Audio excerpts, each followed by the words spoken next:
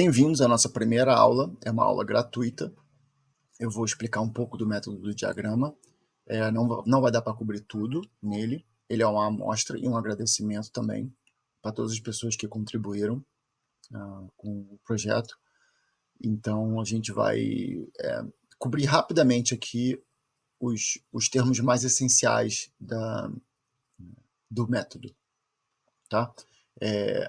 Aqui eu estou passando, eu fiz um PDF, tá? Um e-book gratuito.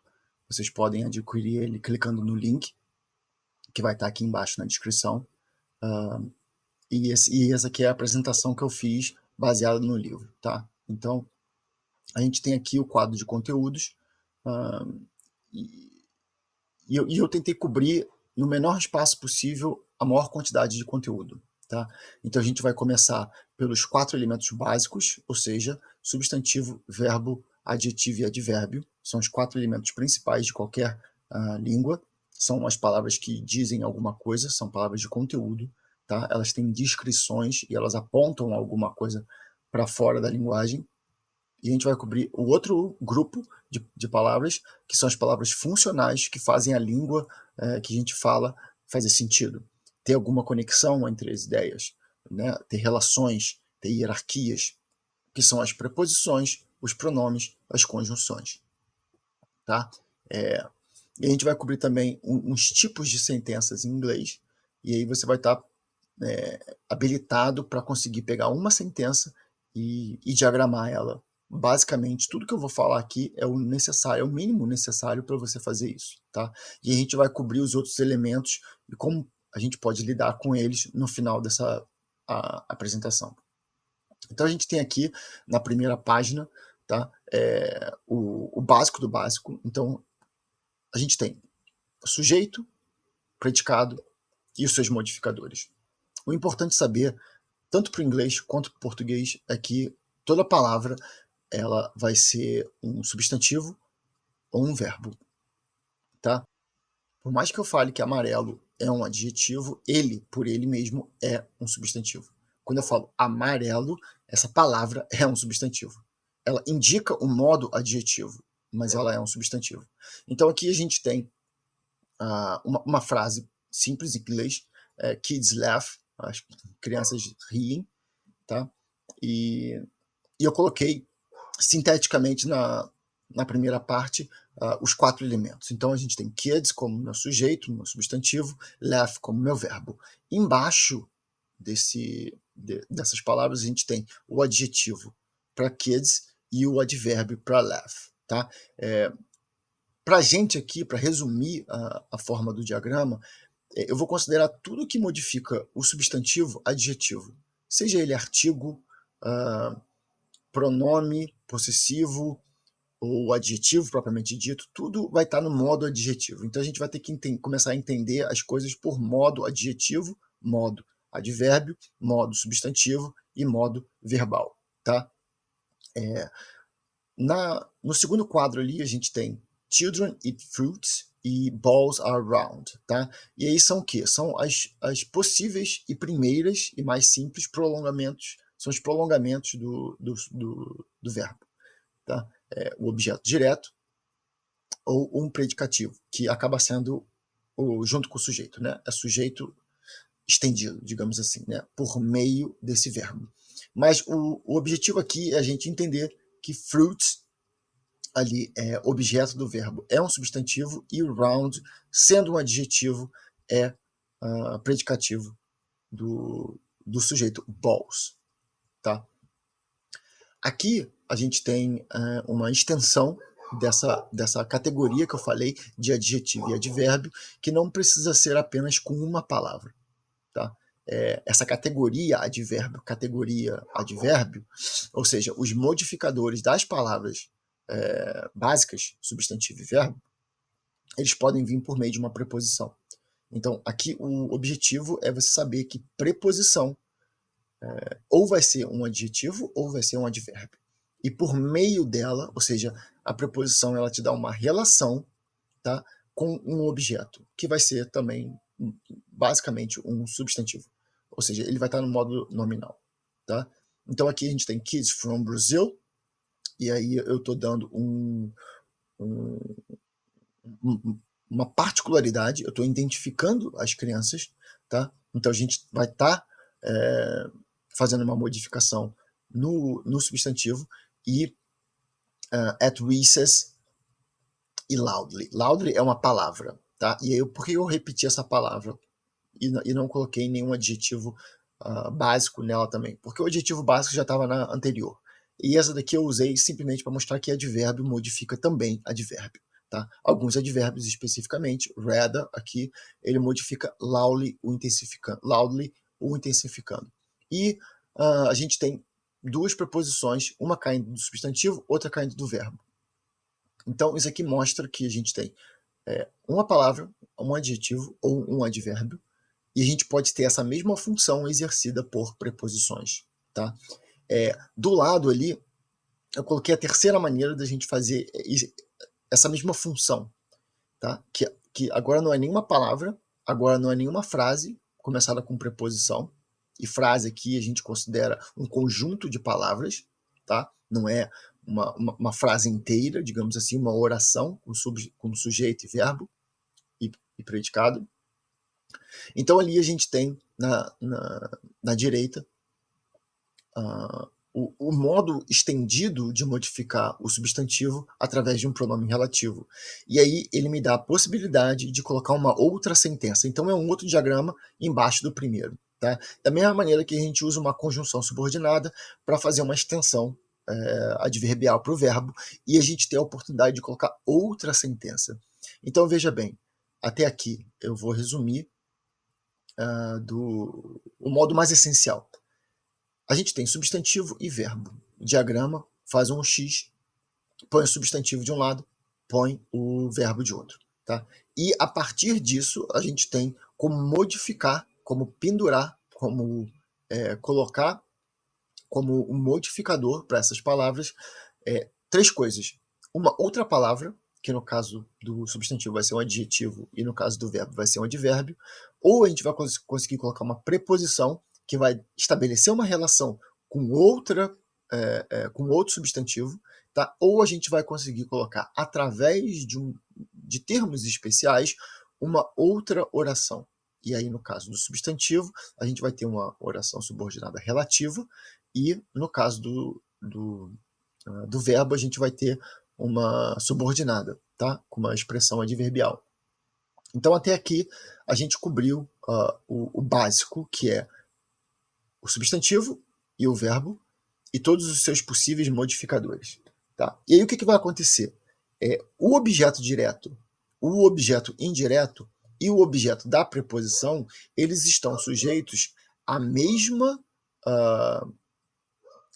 digamos, qualidade que o substantivo do sujeito. Então, tudo que eu falei até aqui para o substantivo do sujeito, ele vale para o substantivo do objeto direto, do objeto indireto e o substantivo que está ligado sempre à preposição, ok? Então, a gente passa aqui, sabendo disso, tendo esse resumão, a gente tem uma forma esquemática, tá, de conceber as frases em inglês. Como é que isso acontece? A gente tem 5 esquemas aqui na esquerda, juntos. A gente tem um ali em cima separado e tem mais 4 na direita. Tá? Então vamos ver aqui o que acontece. Os 5 primeiros eles são dedicados aos verbos de ligação. E no inglês a gente tem um caso particular que é o verbo to be, que é o verbo mais importante provavelmente da língua inglesa e o verbo mais usado. Tá? Então ele é um caso especial. Então ele tem só para ele 3 categorias.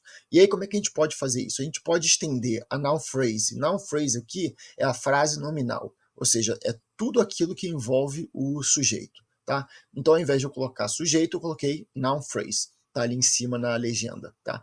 E o SC é o subject complement, que seria o complemento do sujeito, que estenderia essa noun phrase, criando uma única noun phrase. Tá? Então a gente tem aqui no verbo to be o primeiro caso, que seria o seguinte: sujeito, verbo to be e advérbio. Eles estão lá em cima. The kids are upstairs. Na segunda, a gente tem o sujeito, o verbo to be e um adjetivo, por exemplo, ele é grande. Então a gente tem no terceiro quadrinho, por exemplo, NP, verbo to be e outra NP, ou é a mesma estendida. Como exemplo, a gente tem ele é o presidente. Então, presidente aqui é uma outra noun phrase. Tá? As categorias de baixo, elas funcionam igualmente do verbo to be, só que para outros verbos de ligação. A gente tem uma penca de verbos de ligação e todos eles vão cair na categoria ali ou do adjetivo ou da NP1, com o verbo de ligação, sem ser o verbo to be. Por que os outros verbos não têm um advérbio? Porque essa é uma particularidade do verbo to be. Tá? E aí, transitando entre o verbo de ligação e o outro grupo, a gente tem o verbo intransitivo, que são todos aqueles verbos que uma vez que você fale, uma vez que você o use, eles não precisam de mais nada. Por exemplo, eu dormi, tá? Eu dormi 3 horas, digamos assim. Então, eu não preciso colocar mais nada em dormir, por exemplo, eu corri. Não preciso adicionar mais nada para o verbo fazer sentido. E aí, o outro quadro ele vai ser inteiro dedicado aos objetos. Tá? No primeiro, a gente tem NP, verbo transitivo e objeto direto. Notando que, nesse caso, a gente tem NP1 e NP2. Por quê? Porque são duas informações diferentes. Tá? Uma não tem nada a ver com a outra. Por exemplo, eu comprei pão. Pão e eu, nesse caso, não tem nada a ver. Tá? Como eu falar assim, eu sou professor. Professor e eu tem a ver. São a mesma coisa, na verdade. No segundo quadro ali, a gente tem NP, Direct Object e Indirect Object. E uma particularidade do inglês é que, basicamente, com alguma exceção talvez que me escape, mas você nunca vai ter objeto indireto se você não tiver o objeto direto. Tá? O objeto direto está relacionado ao objeto direto. Embaixo a gente tem um caso especial, que são alguns verbos que dão essa oportunidade, que é colocar um complemento ao objeto. Por exemplo, as crianças consideram o professor inteligente. Então, esse professor inteligente, ele é o objeto direto professor com um complemento desse objeto. Então, a gente pode ter esse complemento de duas maneiras, assim como a gente tem o verbo de ligação. Com o verbo de ligação, se a gente voltar ali, verbo de ligação 1, um modificador é adjetivo e o outro é NP. No caso daqui, a gente vai ter a possibilidade de adjetivo e NP para o objeto direto. Tá? Então, isso aqui cobre basicamente quase todas as sentenças que você pode criar e diagramar em inglês. Tirando o caso, talvez, de uma voz passiva, mas vou falar mais sobre isso daqui a pouco. Bom, em inglês a gente tem também digamos, uma funcionalidade da língua muito comum, que é muito usada, que são os verbals. O que é um verbal? É o modo nominal do verbo. Ou seja, como a gente usa infinitivo, gerúndio ou particípio. E aí a gente tem aqui, por exemplo, como diagramar o infinitivo. O infinitivo ele vai entrar como se fosse um substantivo, nesse caso. Então, por exemplo, to work is rewarding. Trabalhar é recompensante. Então, eu estou usando trabalhar aqui nesse sentido de substantivo. Tá? No caso de baixo aqui, shooting stars are beautiful. Shooting star é estrela cadente. E aí o ing ele é diagramado com essa forma abaulada. Tá? Porque é um modificador do tipo especial. Por que ele é especial? Por que ele não é apenas um adjetivo? Porque todos os verbos, mesmo ocupando funções nominais, como um adjetivo, um advérbio ou um substantivo, eles retêm propriedades verbais. Por exemplo, eu posso ter um objeto direto do infinitivo. Eu posso ter todas as situações que a gente pode encontrar num verbo nesses casos especiais. Tá? Então, burned. This is burned toast. Ok, burned é um particípio passado que funciona como adjetivo nesse caso. Vamos ver aqui. Então, eu acho que com isso, tá, você já é capaz de lidar com quase todos os elementos da língua inglesa, tá? É obviamente que você precisa de muito estudo para reconhecer várias coisas, tipo as frases verbais, as construções bizarras que existem da noun phrase. Você pode estender a noun phrase a níveis inimagináveis, tá? Mas aqui a gente tem 4 passos como resumo para diagramar uma frase. Primeiramente, a gente deve reconhecer as orações independentes, ou seja, aquelas mais importantes. A oração que dá a base de tudo. A gente viu ali que a gente tem um diagrama e a gente tem uns penduricalhos, umas linhas pontilhadas, tudo envolvendo ali, girando ao redor daquela frase principal. Por causa disso, essa é a frase principal, porque é a partir dela que o entendimento vai se completar. Tá? Então, o primeiro passo é identificar, não, isso aqui é diagrama principal, isso aqui é diagrama secundário. Tá? Primeira coisa que a gente faz é pegar esses elementos, identificar da principal o substantivo, que é o sujeito, ou o verbo nominal, o que está fazendo função de sujeito e o que está fazendo função de verbo, e colocar todos os seus modificadores adequadamente. E depois você vai diagramando as frases secundárias. Tá? Essas frases secundárias elas podem ser até maiores que as frases independentes, as primeiras, né? as principais. Mas isso não muda o fato de que você vai diagramar primeiro a principal e vai construindo a subordinada, a relativa, a dependente, ou aqui a estrutura que você tem ali baseada na principal. E aí você tem simplesmente que diagramar tudo isso. Primeiramente a principal e depois as secundárias ou dependentes. Tá? O que a gente não cobriu aqui nesse curso express de estrutura? Tá? A gente não falou sobre voz passiva, conjunção coordenada, por exemplo, and. Eu posso pegar qualquer elemento daquele ali, do diagrama, e duplicar ele. Né? Por exemplo, kids laugh. Kids and adults laugh. Ou seja, crianças e adultos. Então, esse e, essa conjunção coordenada, ela simplesmente multiplica algum elemento ali do diagrama. Tá? A gente não viu, por exemplo, interjeição, vocativo e aposto. A gente não passou pelos verbos auxiliares todos, como é que eles funcionam, como é que você expande a frase verbal. Você vai ter também a oportunidade de fazer orações nominativas, né? Orações que funcionam como substantivo, como objeto. E aí você vai ter um outro esquema ali de diagrama. A gente não viu com detalhes, tá? Os objetos, por exemplo, do infinitivo, do gerúndio, do particípio e todos os outros modificadores que podem aparecer ali. As próprias frases inteiras de infinitivo, gerúndio, particípio, tá? Principalmente a gente não viu um estudo da noun phrase, que é a estrutura mais complexa e mais usada do inglês. Se você pegar um texto qualquer, provavelmente você vai ter uma paridade entre 80% de noun phrase e 20% de verbo, tá? Verbo efetivamente, verbo com seus modificadores, um advérbio, uma coisa assim. 80% vai ser noun phrase, tá? E aí como é que você expande? Quais são os determinativos? Quais são os adjetivos? Como é que é a ordem de colocação? Como é que são os outros modificadores? Por exemplo, se eu tiver uma preposição com um pronome relativo, a coisa pode ficar gigantesca, tá? Então essa aí é a colocação de determinantes adjetivos. E, finalmente, a gente tem que perceber as ordens variantes e invariantes da construção no inglês. Aqueles padrões que eu coloquei lá atrás, aqueles 10 padrões de frases, eles são invariantes.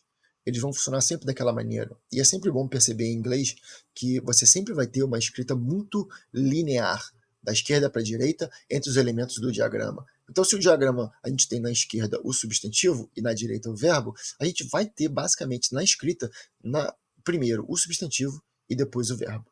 Tá? E isso é importante de se notar. Então aqui a gente termina com isso. Como é que a gente termina essa breve e expressa exposição? A jato, né? Eu falei tudo que tem para falar em 20 minutos. Você vai pegar simplesmente esses elementos e você vai ser autor do seu próprio processo de aprendizagem.